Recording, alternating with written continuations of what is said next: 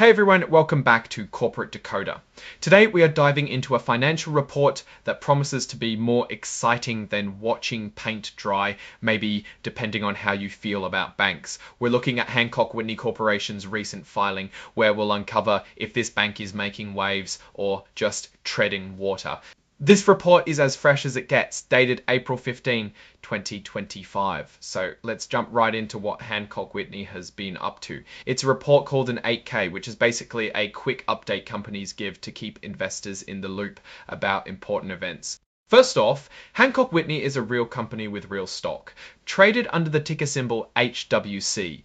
They also have some other securities called subordinated notes, which are like IOUs that get paid after other debts if the company runs into trouble. Think of it like this: if the company goes bankrupt, these note holders are pretty far back in the line to get paid. Now, let's get to the meat of the matter: results of operations and financial condition.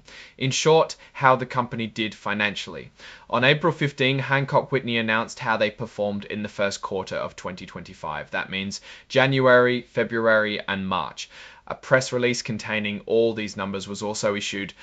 Like most companies do, also on the same day, they held a conference call with investors and shared presentation materials to discuss these results.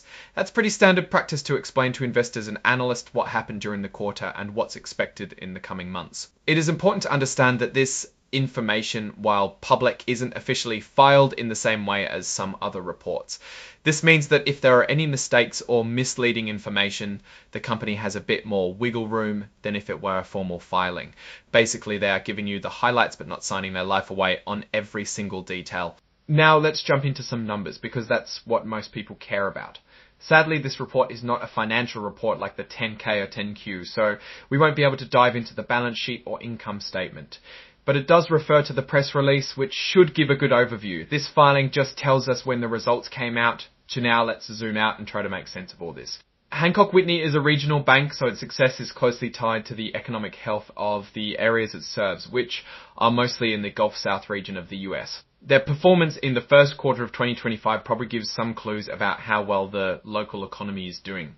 If they are making more loans and earning more, it could mean businesses are expanding and people are buying houses. If not, that might mean there are some economic headwinds. Now, it's important to remember that bank earnings are influenced by a lot of things like interest rates, competition from other banks and financial institutions, and overall investor confidence.